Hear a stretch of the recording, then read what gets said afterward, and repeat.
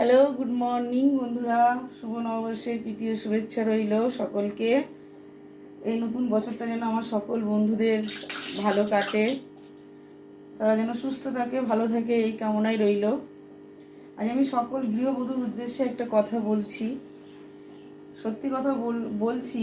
এখন জানি না সেটা তোমাদের কতটা ভালো লাগবে কি ভালো লাগবে না, কিন্তু প্লিজ তোমরা কমেন্টে জানাবে আমার এই কথাটা কতটা ঠিক কতটা ভুল। আজ শুভ নববর্ষ, একটা সুন্দর একটা দিন। আজকে মা বাবার থেকে আমরা দূরে আছি, তাদেরকে ফোনে জানাতে হচ্ছে যে শুভ নববর্ষের প্রণাম নিও, ভালো থেকো, সুস্থ থেকো।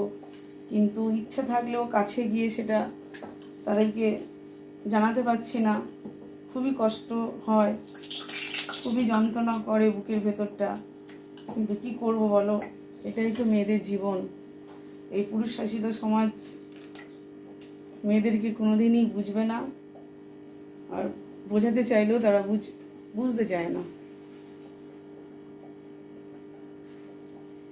এই জন্যই বললাম যে কথাটা কি আমি ভুল বললাম কি ঠিক বললাম।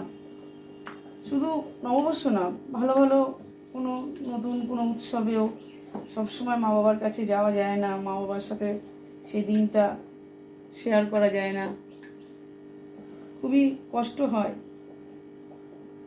আজ আমার নিজেকে দিয়ে বলছি, আজ আমার শাশুড়ি মা ঘরে নেই। আমার হাজব্যান্ড সকালে আমাকে বলছে যে মা নেই, ভালো লাগছে না।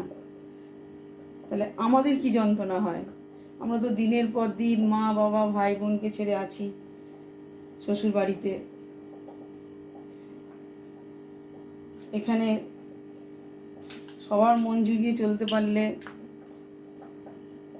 তাহলেই গৃহবধূ ভালো, আর সবার মন জুগিয়ে না চলতে পারলে গৃহবধূ ভালো না।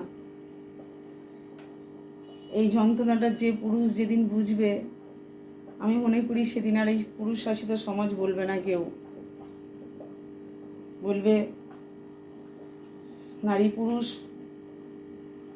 সমান সমাজ। তাই তো, এই কথাটা আমি কতটা ঠিক বললাম আমি জানি না, তোমরা প্লিজ কমেন্টে জানাবে। তোমরা ভালো থেকো, সুস্থ থেকো, এই কামনাই রইল। টাটা।